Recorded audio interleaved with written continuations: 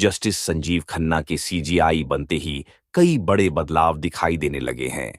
CGI Khanna ने पहले के चीफ जस्टिस डीवाई चंद्रचूड़ की बनाई व्यवस्था को बदलने के निर्देश तो पहले ही दे दिए थे और अब उनके फैसलों से एनडीए सरकार में हड़कंप सा मचा हुआ है। वैसे तो सीजीआई जस्टिस खन्ना को कई ऐसे मामलों की सुनवाई करनी है जिसमें मोदी सरकार बुरी तरह से फंस सकती है, जिसमें से एक चुनाव आयुक्तों की नियुक्ति अधिनियम 2023 भी है। तो सुप्रीम कोर्ट में चुनाव आयुक्तों की नियुक्ति की प्रक्रिया के खिलाफ याचिकाएं दाखिल की गई हैं और इसमें सीजीआई को चुनाव आयुक्तों के चयन पैनल से हटाने को चुनौती दी गई है। संजीव खन्ना की सीजीआई बनते ही दूसरे कई मामलों में भी तेजी से फैसले आ रहे हैं और इस बीच सुप्रीम कोर्ट में जस्टिस सूर्यकांत और जस्टिस उज्जल भुइया की पीठ ने एक बड़ा आदेश दिया है, जिससे महाराष्ट्र चुनाव में एनडीए बुरी तरह से फंसता हुआ दिखाई दे रहा है।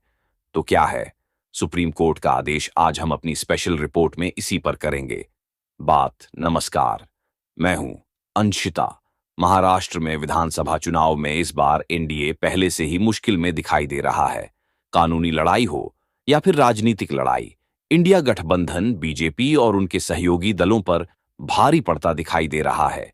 एक तरफ एकनाथ शिंदे हैं जो अपने बैनर पोस्टरों पर बाला साहेब ठाकरे की तस्वीरें लगा रहे हैं, जिसे उद्धव ठाकरे चुनौती दे रहे हैं।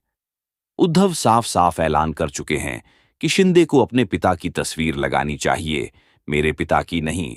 तो दूसरी तरफ अजीत पवार की एनसीपी की तरफ से भी शरद पवार की तस्वीरें उनके रोकने के बावजूद इस्तेमाल की जा रही हैं और यह मामला भी अब सुप्रीम कोर्ट पहुंच गया है और सुप्रीम कोर्ट ने अजीत पवार को सख्त नसीहत दे दी है।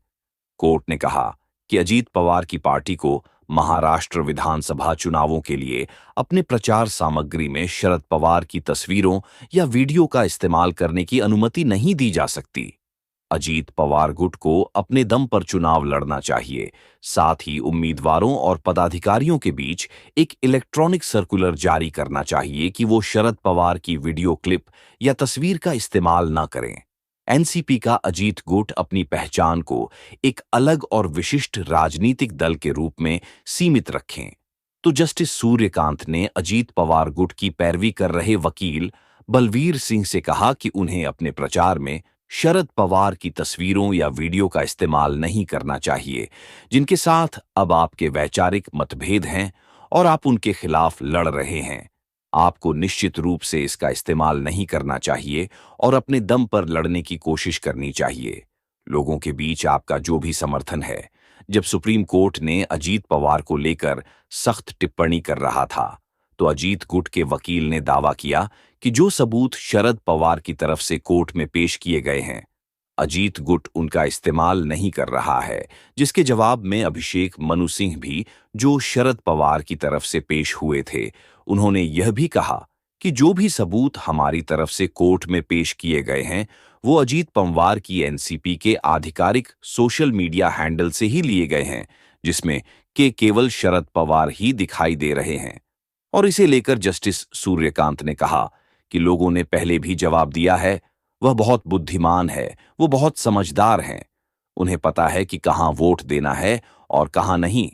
हमें उनकी समझदारी पर कोई संदेह नहीं है, यह पहचानने में कि अजीत पवार कैसे हैं और शरद पवार कौन हैं। केवल बात यह है कि कभी-कभी वीडियो क्लिप मतदाताओं को प्रभावित कर सकती हैं या नहीं भी कर सकती हैं, लेकिन न्यायालय का एक आदेश है जिसका ईमानदारी से सम्मान किया जाना चाहिए और उसका पालन किया जाना चाहिए। दरअसल कोर्ट में चल रही सुनवाई के दौरान अभिषेक मनु सिंघवी ने कुछ वीडियो पेश किए, जिसके बारे में उन्होंने दावा किया कि कथित तौर पर सुप्रीम कोर्ट के आदेश का उल्लंघन करते हुए इन्हें प्रकाशित किया गया। पीठ को बताया गया कि एनसीपी अजीत पवार के अमोल मिटकरी ने केवल शरद पवार को दिखाते हुए तस्वीरें प्रकाशित की थीं और ये तर्क दिया गया कि अजीत पवार गुट शरद पवार की प्रतिष्ठा का दुरुपयोग करने की कोशिश कर रहा है। सिंघवी की दलील पर अजीत गुट ने कहा कि ये सभी दस्तावेज फर्जी है, तो सिंघवी ने इस पर कहा कि अमोल मिटकरी के ऑफिशियल हैंडल से पोस्ट किए गए हैं, इसी पर जस्टिस सूर्यकांत ने सिंघवी से सवाल कर दिया कि क्या आपको लगता है कि महाराष्ट्र की जनता आपके विवाद के बारे में नहीं जानती है? क्या महाराष्ट्र की जनता को यह पता नहीं है कि अजीत पवार कौन है और शरद पवार कौन है? क्या दोनों के बीच जो विवाद चल रहा है उसके बारे में लोग नहीं जानते हैं? क्या आपको लगता है कि ग्रामीण इलाकों के लोग सोशल मीडिया पोस्ट से प्रभावित हो जाएंगे? और इस पर सिंघवी ने आगे कहा, यह नया भारत है। जो भी कुछ हम यहां दिल्ली में देखते हैं उसका ज्यादातर हिस्सा ग्रामीण भारत देख चुका होता है। अगर सुप्रीम कोर्ट कोई निर्देश देता है तो दूसरा पक्ष उसका पालन करने के लिए बाध्य है। अजीत पवार गुट ऐसा पेश कर रहा है जैसे शरद पवार और अजीत के बीच अभी भी जुड़ाव है, इसलिए अजीत पवार को वोट कीजिए। यह वोट अविभाजित पवार फैमिली के लिए होगा। यहां बताना जरूरी है कि 36 सीटों पर अजीत पवार और शरद पवार गुट के बीच सीधा मुकाबला है। अब सिंघवी की दलील पर जस्टिस सूर्यकांत ने एनसीबी अजीत पवार से यह कहा कि यह पुराना वीडियो हो या ना हो, लेकिन मिस्टर अजीत पवार, आप दोनों के बीच विचारधारा का अंतर है। आप सीधा शरद पवार के खिलाफ लड़ रहे हैं। आपको अपने पैरों पर खड़ा होना चाहिए। अजीत गुट को अगर शरद गुट के आरोपों में कुछ भी गलत लगता है तो वह जांच करें और सही तथ्य रखें। इसके साथ ही उम्मीदवारों और पदाधिकारियों के बीच कुछ इलेक्ट्रॉनिक सर्कुलर जारी करें कि वह शरद पवार के वीडियो क्लिप या फोटो का उपयोग ना करें। सुनवाई के दौरान जस्टिस कांत ने यह भी कहा, आज एआई का युग है, जिस कारण कुछ ऐसे उदाहरण हैं जो आंखें खोलने वाले हैं और हमें बहुत सावधान रहना होगा। जस्टिस कांत ने उदाहरण देते हुए कहा कि तमिलनाडु में कुछ राजनीतिक हस्तियां जो अब नहीं रहे, उनकी आवाज में उनकी बेटी का भाषण जारी किया गया और उनकी बेटी भी अब नहीं रही। ऐसे में बेहद संभल कर हर चीज जांच करने की जरूरत है। कोर्ट ने यह भी कहा कि इसके साथ ही कोर्ट ने मामले की सुनवाई 1 सप्ताह के लिए टाल दी। तो सुप्रीम कोर्ट के फैसले के बाद अजीत पवार और पूरे एनडीए की मुश्किल बढ़ती हुई दिखाई दे रही है, क्योंकि महाराष्ट्र में इस बार बेहद कांटे का मुकाबला माना जा रहा है और इस कांटे की लड़ाई में महाविकास अघाड़ी को आगे बताया जा रहा है। ऐसे में चुनावों के बीच सुप्रीम कोर्ट के सख्त तेवरों ने एनडीए को मुश्किल में फंसा दिया है।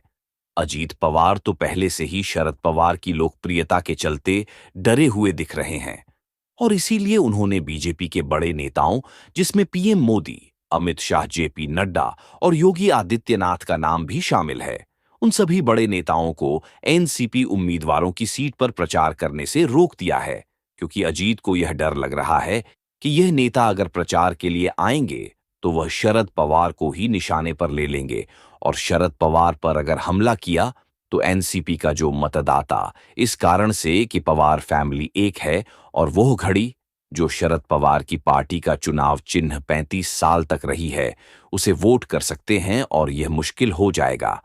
लेकिन अब कोर्ट के फैसले ने अजीत पवार की मुश्किल बढ़ा दी है और अगर अजीत मुश्किल में है तो साफ है पूरा का पूरा एनडीए ही मुश्किल में है। और कहा जा रहा है कि चुनाव के बाद एक बार फिर बीजेपी के नेताओं का लोकसभा चुनाव के बाद वाले बयान आना शुरू ना हो जाए कि एनडीए की हार के लिए अजीत गुट ही जिम्मेदार है। तो यहां पर अब जिस तरह से सुप्रीम कोर्ट की तरफ से अजीत गुट को झटका लगा है, तो इस झटके ने एनडीए की मुश्किलें बढ़ा दी। वहीं दूसरी तरफ अजीत गुट और बीजेपी के बीच वैसे ही रिश्ते दुरुस्त नहीं है। ऐसे में चुनाव के नतीजों के बाद बीजेपी ने अगर अजीत पवार पर हमला करने की कोशिश करी या नतीजों के लिए अजीत पवार को जिम्मेदार ठहराया, तो हो सकता है कि अजीत पवार कोई बड़ा फैसला ले ले। हालांकि अभी तक जो स्थितियां बन रही हैं वो यही है कि अजीत पवार खुद को मजबूत करने की कोशिश में लगे हुए हैं। अकेले के दम पर अपनी बार्गेनिंग पावर को मजबूत करने के लिए ज्यादा से ज्यादा सीट जीतना चाहते हैं और शायद यही वजह रही होगी कि अजीत पवार ने उन सभी सीटों पर जो उनके खाते में आई है या उन्हें जो दी गई है, उन सीट्स पर पीएम नरेंद्र मोदी, सीएम योगी आदित्यनाथ और अमित शाह की रैलियों के लिए इनकार कर दिया। खैर, अब तो नतीजे जो आएंगे उसके बाद जो होगा वो तो देखने वाली बात होगी। फिलहाल के लिए मुझे दीजिए इजाजत। देखते रही डीवी लाइव। नमस्कार।